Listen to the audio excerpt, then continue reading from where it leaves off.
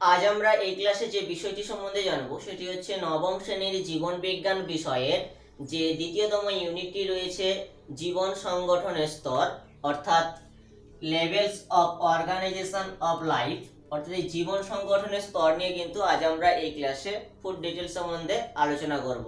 চলো তাহলে ভিডিওটি শুরু করা যাক। Hello everyone, how are you all? I hope everybody is well. Hi, this is Sushant and welcome to our YouTube channel study do. জীবন সংগঠনের স্তরগুলি জানবো।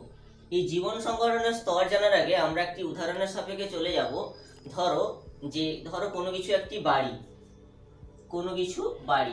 ধরো একটি পাকা বাড়ি। এই পাকা বাড়িটা তৈরি হতে কি কি উপাদানগুলো লেগেছে, তাহলে দেখছি আমরা বাড়ি, যদি বাড়িটার ছোট ছোট উপাদান আমরা বের করার চেষ্টা করি তাহলে কি কি নিয়ে গঠিত? ইট, বালি, সিমেন্ট, স্টোন। তাহলে দেখো একটি বাড়ি তৈরিতে এই সমস্ত উপাদানগুলি লাগছে। ঠিক তেমনি আমাদের জীবদেহ গঠন হতেও কিন্তু এইরকম ছোট ছোট অনেকগুলো উপাদানের সমাহারে কিন্তু আমাদের এই জীবদেহ গঠন হয়েছে। তাহলে সাপোজ ধরো এখানকার এই বাড়ির মধ্যে ধরো আমরা একটি ছোট উপাদান হিসেবে ধরে নিলাম ইট। তাহলে ঠিক তেমনি জীবদেহেরও কিন্তু একটা ছোট উপাদান পেয়েছিলে। একটু প্রিভিয়াস ক্লাসের দিকে গেলে জানতে পারবে, তোমরা হয়তো ক্লাস 8-এ পড়েছিলে। দেখো এই জীবদেহ তৈরি হচ্ছে কি তার থেকে ছোট উপাদান নিয়ে, কি সিস্টেম বা তন্ত্র নিয়ে গঠিত হচ্ছে। আবার এই সিস্টেম বা তন্ত্রের মধ্যে কি থাকছে না, কতগুলি অঙ্গ নিয়ে তৈরি হয় একটি সিস্টেম বা তন্ত্র। তাহলে দেখো কতগুলি অঙ্গ, তাহলে আমরা তন্ত্রকে যদি ভাঙি তাহলে সবচেয়ে ছোট জিনিস পাবো কি অঙ্গ। তাহলে এরকম কতগুলি অঙ্গ বা অর্গান নিয়েই কিন্তু তৈরি হচ্ছে কি না তন্ত্র। আবার দেখো এই অঙ্গকে যদি আমরা ভাঙি তাহলে কি পাবো? ছোট ছোট উপাদান পাবো। এবার দেখো এই অঙ্গকে ভাঙলে তাহলে আমরা কি পাবো? কলা। কতগুলি কলার সমাহারে হয় অঙ্গ, অর্থাৎ যাকে ইংলিশে বলছি আমরা টিস্যু। এবার চলে আসি, দেখো এই কলাকেও নিশ্চয়ই ভাঙা যাবে। এই কলাকেও ভাঙলে আমরা কি পাবো? কলাকে যদি ভাঙা যায় তাহলে দেখো কলাকে ভাঙলে আমরা কি পাই? আমাদের এটা আমরা এই পর্যন্ত আমরা নিচু ক্লাসে জেনেছি যে কলাকে ভাঙলে আমরা কোষ পাই। কতগুলি কোষগুলো সমষ্টিকে বলবো আমরা কলা। এই কতগুলি সেল, ইংলিশে যাকে বলা হচ্ছে সেল, এই সেল বা কোষের সমাহারে গঠিত হয় কি কলা। এবার দেখো তাহলে আমরা এই কোষকেও কি আরো ভাঙতে পারবো? এই কোষগুলোকে কি ভাঙা সম্ভব? এবার দেখো এই কোষগুলোকেও কিন্তু আমরা ভাঙলে যৌগ পাই। এই কোষের মাধ্যমে দেখো আমরা দেখেছিলাম যে কোষটাকে সজীব রাখতে গেলে কিসের প্রয়োজন? জলের প্রয়োজন। তাহলে জল আর অন্যান্য যৌগগুলির আছে, তাহলে জল একটি কি যৌগ বা কম্পাউন্ডস বা মলিকিউলস। এবার দেখো এই যৌগকেও কি ভাঙা যাবে? এই আমরা জানি কি যৌগ কিভাবে গঠিত হয়, কয়েকটি মৌলের সমন্বয়ে কি হয়? যৌগ গঠিত হয়। মৌলের সমন্বয়ে যৌগ গঠিত হয়। একটি উদাহরণের সাপেক্ষে আসছি যদিও আমরা, তাহলে দেখো মৌল নিয়ে গঠিত হচ্ছে কি যৌগ। তাহলে দেখো এলিমেন্টস, কয়েকটি এলিমেন্টস নিয়ে গঠিত হচ্ছে মলিকিউলস। এবার দেখো তাহলে মৌলকেও কি ভাঙা যায়? মৌলকে ভাঙলে আমরা কি পাবো? পরমাণু।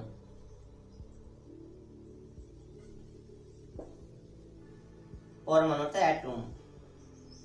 পরমাণুকে কি ভাঙা যায়?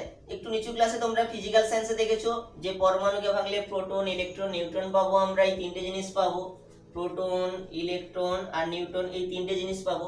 তাহলে দেখো আমাদের জীবদেহ গঠিত হতে গেলে কিন্তু আমাদের শরীরে কিন্তু সেই প্রোটন, ইলেকট্রন, নিউট্রন থাকছে। এবার দেখো এগুলো কেমন ভাবে থাকে? আবার এরকম পরমাণুর সমন্বয়ে গঠিত হচ্ছে কি মৌল। এবার দেখো এই মৌল এইরকম কয়েকটি মৌল নিয়ে গঠিত হবে যৌগ। তাহলে দেখো একটি উদাহরণের সাপেক্ষে চলে আসি যে জল। এই জল একটি যৌগ। এই যে যৌগ গঠন হয় আবার সমযোজী বন্ধন আর আয়নীয় বন্ধন দ্বারা। এই সমযোজী বন্ধন আর আয়নীয় বন্ধন তোমরা একটু প্রিভিয়াস ক্লাসে জেনেছো, ক্লাস 8-এ। এবার দেখো এই মৌলগুলো যে গঠিত হচ্ছে, এই মৌলগুলো কয়েকটি মৌল নিয়ে গঠিত হচ্ছে যৌগ। এখানে দেখো তাহলে জলে দেখো দুটো মৌল রয়েছে, হাইড্রোজেন, অক্সিজেন। এই দুটো মৌল নিয়ে গঠিত হচ্ছে কি একটি যৌগ, সেটা হচ্ছে জল। আরেকটি উদাহরণ চলে যাচ্ছে, দেখো ধরো খাদ্য লবণ সোডিয়াম ক্লোরাইড। এই NaCl অর্থাৎ সোডিয়াম ক্লোরাইড, দেখো এখানে দুটি মৌল রয়েছে, একটি হচ্ছে সোডিয়াম আর একটি হচ্ছে ক্লোরিন। এখানে দেখো সোডিয়াম আর ক্লোরাইড এই দুটি মৌল নিয়ে একটি যৌগ গঠন করছে, সেটি হচ্ছে সোডিয়াম ক্লোরাইড। তাহলে দেখো এরকম দুই বা ততোধিক মৌল নিয়ে, কয়েকটি মৌল নিয়ে গঠিত হচ্ছে কি যৌগ। এবার চলে আসি, দেখো এরকমই যৌগগুলো, জল দেখো কোষে তাহলে কিরূপ সাহায্য করছে। এই জল কিন্তু কোষকে কিন্তু সজীবতা বজায় রাখতে কিন্তু জল মুখ্য ভূমিকা পালন করছে। ঠিক তেমনি আমরা এরকম কয়েকটি যৌগের সম্বন্ধে আমরা ফুল ডিটেলস আমরা জানবো, যেখানে কোষকে কিভাবে সাহায্য করছে, এগুলো আমরা একটু পরে আসছি। তারপর চলে আসি, দেখো কোষ, কতগুলি কোষের সমাহার বা সমষ্টিকে বলবো আমরা কি কলা। এইরকম এই কোষ থেকে তোমরা এই তন্ত্র পর্যন্ত তোমরা একটু প্রিভিয়াস ক্লাসে জেনেছো, বিশেষ করে কোষ আর কলা নিয়ে একটু ভালো করে জেনেছো। কিন্তু এই আমাদের 9-এর এই দ্বিতীয়তম ইউনিটে কিন্তু আমরা কোষ এই কয়েকটি যে মলিকিউল সম্বন্ধে তো আমরা ভালো করে জানবো, এছাড়াও কোষ, কলা, অঙ্গ এই ফুল ডিটেলসে কিন্তু ক্লাস 9-এর সিলেবাসে আমরা আলোচনা করব। এরপর চলে আসি, দেখো এরকম কতগুলি কলা বা টিস্যুর সমাহারে গঠিত হচ্ছে কি অঙ্গ। এবার দেখো অঙ্গ, এই কতগুলি অঙ্গ নিয়ে তৈরি হচ্ছে একটি সিস্টেম বা তন্ত্র, আর এরকম সিস্টেম নিয়ে তৈরি হবে কি জীবদেহ। আমাদের তার আগে একটু এই মৌলের সম্বন্ধে ধারণা নিতে হবে। আমাদের টোটাল মৌল কিন্তু রয়েছে 118টি।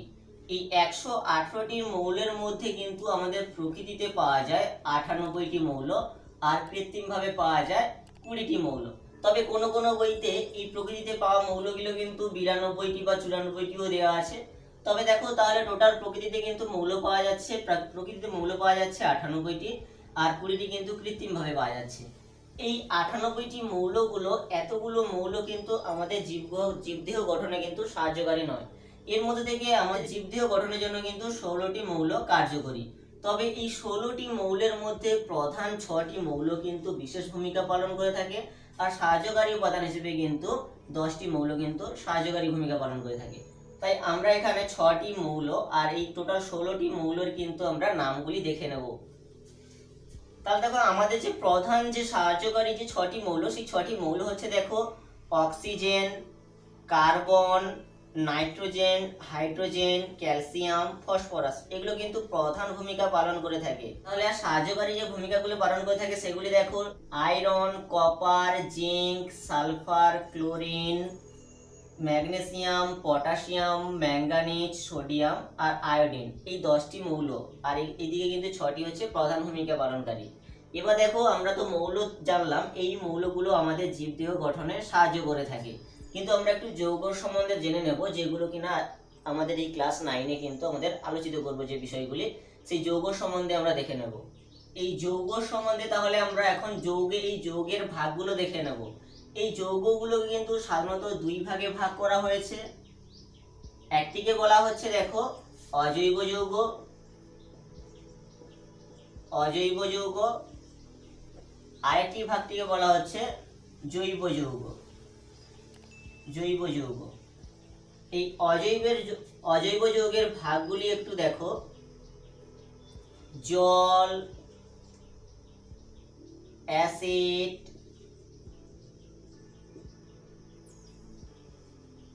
ক্ষার,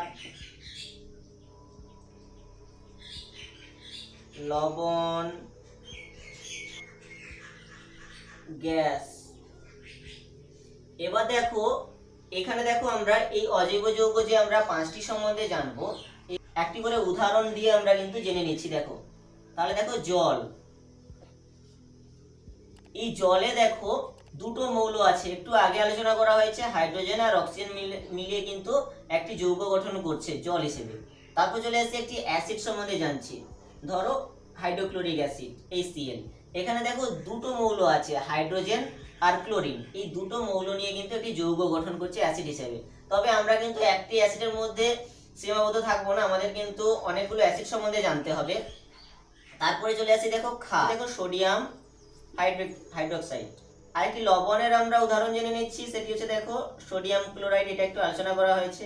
আর গ্যাসগুলি সাধারণত প্রধান গ্যাস হিসেবে আমাদের অক্সিজেন সাহায্য করে থাকে।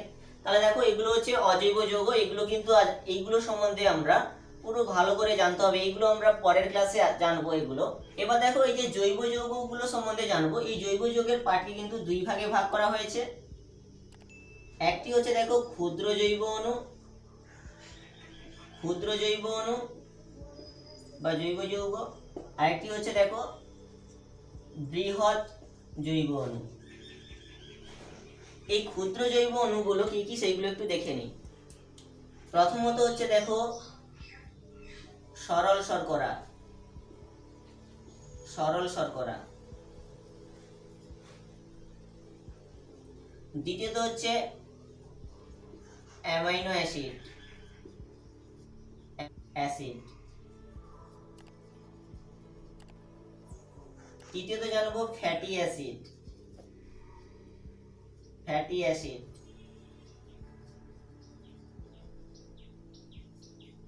চতুর্থ জানবো নিউক্লিওটাইড, নিউক্লিওটাইড।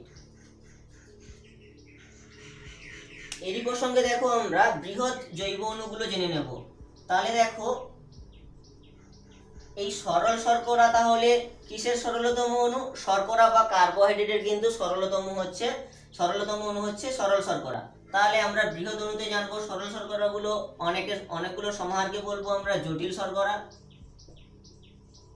জটিল শর্করা। ঠিক তেমনি আমরা অ্যামাইনো অ্যাসিড তাহলে কার সরলতম অণু? সেটি হচ্ছে প্রোটিনের। তাহলে এখানে কিন্তু আমরা প্রোটিন সম্বন্ধে জানবো। তাহলে আমরা জানি প্রোটিনকে ভাঙলে সরলতম অণু হিসেবে অ্যামাইনো অ্যাসিড পাওয়া যায়। ঠিক তেমনি ফ্যাটি অ্যাসিড তাহলে কার সরলতম অণু? সেটি হচ্ছে ফ্যাটের। আমরা ফ্যাটকে ভাঙলে কি পাবো? ফ্যাটকে ভাঙলে কিন্তু সরলতম অণু হিসেবে ফ্যাটি অ্যাসিড ও গ্লিসারল পাবো। তাহলে দেখো তারপরে চলে আসছি দেখো নিউক্লিক অ্যাসিড, নিউক্লিক অ্যাসিড। তাহলে দেখো বৃহৎ জৈব অণু তাহলে কি ছিল? জটিল শর্করা। এই জটিল শর্করা বা কার্বোহাইড্রেটকে ভাঙলে কিন্তু সরল শর্করা পাওয়া যায়। আবার দেখো প্রোটিন, প্রোটিনকে ভাঙলে তাহলে কি পাওয়া যায়? প্রোটিন যেহেতু বৃহৎ অণু, এর সরলতম অণু হচ্ছে ছোট অণু হচ্ছে কি? Amino acid. আর ফ্যাট যেহেতু বৃহৎ অণু, ফ্যাটকে ভাঙলে কিন্তু সরলতম অণু হিসেবে ফ্যাটি অ্যাসিড পাওয়া যায়। ঠিক তেমনি নিউক্লিক অ্যাসিডের কিন্তু ছোট উপাদান হচ্ছে নিউক্লিওটাইড। এগুলো আমরা নিউক্লিক অ্যাসিড সম্বন্ধে জানলে ভালো করে জানতে পারবো। পরের ক্লাসগুলোতে কিন্তু এই জৈব যৌগ আর অজৈব যৌগগুলো কিন্তু ফুল ডিটেলস সম্বন্ধে আমরা আলোচিত করব এই বিষয়গুলোকে নিয়ে। ভিডিওটি শেষ অবধি দেখার জন্য অসংখ্য ধন্যবাদ। ভিডিওটিতে বোঝার ক্ষেত্রে যদি কোথাও অসুবিধা হয়ে থাকে তাহলে প্লিজ কমেন্ট করে জানাও, এবং চ্যানেলে যদি নতুন হয়ে থাকো তাহলে চ্যানেলের সাবস্ক্রাইব বাটনটি অন করে পাশে থাকা নোটিফিকেশন বেল আইকনটিও অন করে দাও, যাতে পরবর্তী ভিডিও নোটিফিকেশন সবার আগে চলে যায়। Thanks for watching.